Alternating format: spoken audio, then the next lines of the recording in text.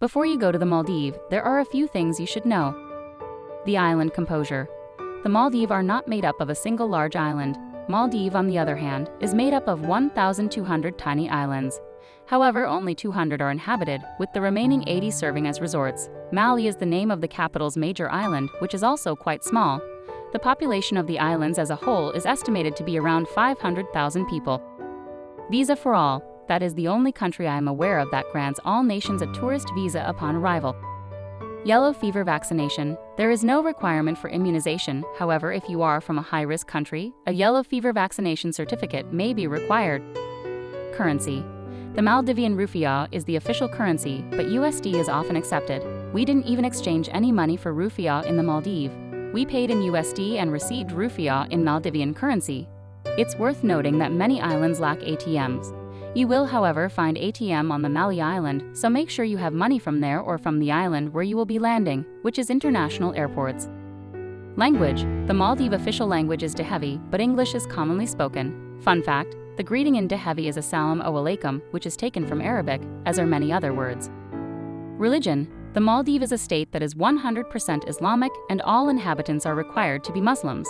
There are no other religions practiced in the area. Following it, Islamic laws are implemented. Forbidden items.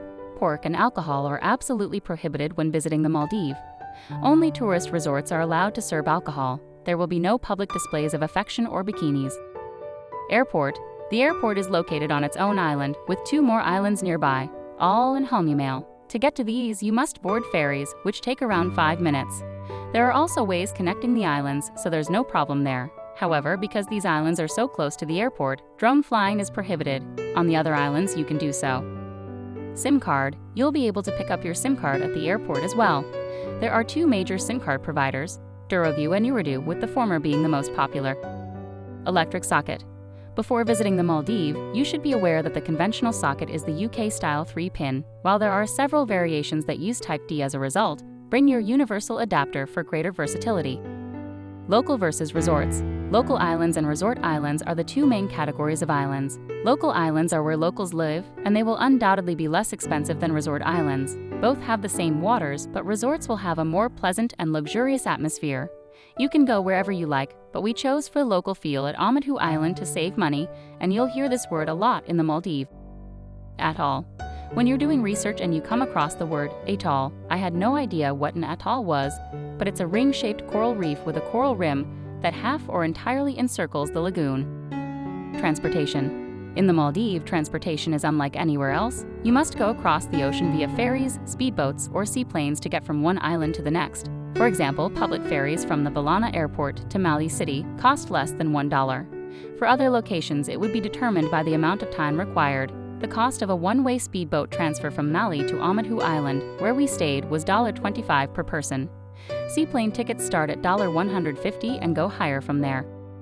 Green tax. It's worth noting that there's a green fee that tourists must pay when staying in guest houses or resorts.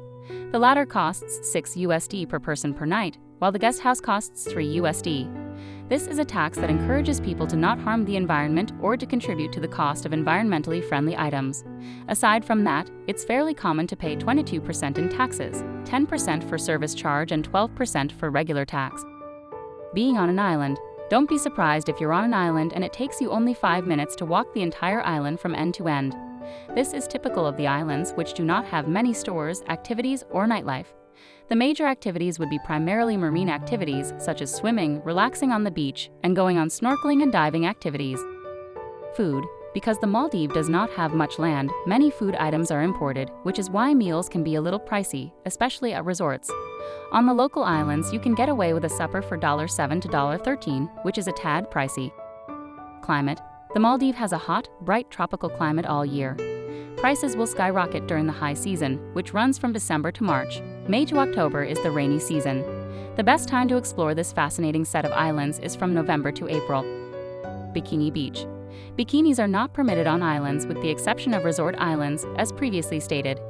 It is prohibited on local islands, but because to the influx of numerous tourists, the government has designated a specific fenced space on each island where visitors can wear their bikinis. Nudism and topless sunbathing are, however, strictly prohibited anywhere. World's cheap. Last but not least, The Maldives has the status of being the world's lowest country, with an average elevation of 1.5 meters above sea level. However, there is a constant fear of sinking, especially as a result of climate change, which is why you should visit this country as soon as possible.